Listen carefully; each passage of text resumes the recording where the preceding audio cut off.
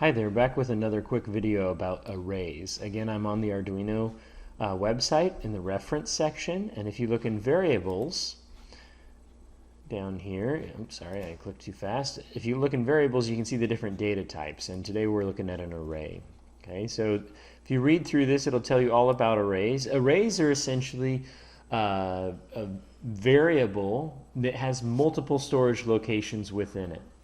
So here you can see a couple examples of initializing them. You can tell something is an array by the use of square brackets. So this int, we're used to seeing that to initialize an integer type variable. And we're calling this array myInts, and it has square brackets and 6.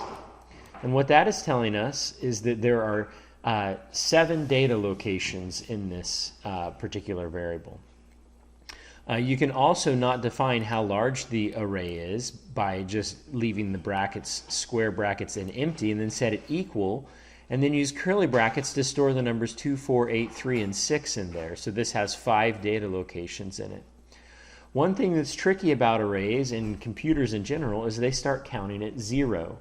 So the number 2 is actually in the 0 position. The number 4 is in the first position.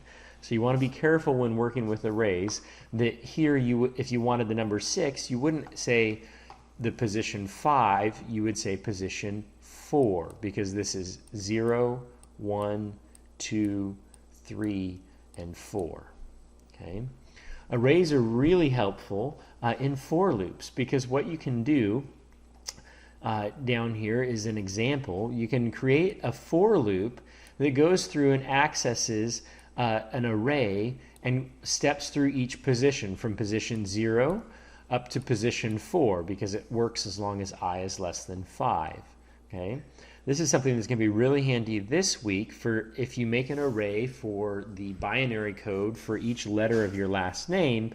You can then use a for loop to step through it, and maybe you're going to want to use something like a digital write here instead of MyPens. All right? So just a couple tricks there, not solving it completely. Definitely haven't covered all of arrays, but wanted to point you in the right direction. For more info, head over here to the Arduino reference page and read up on arrays.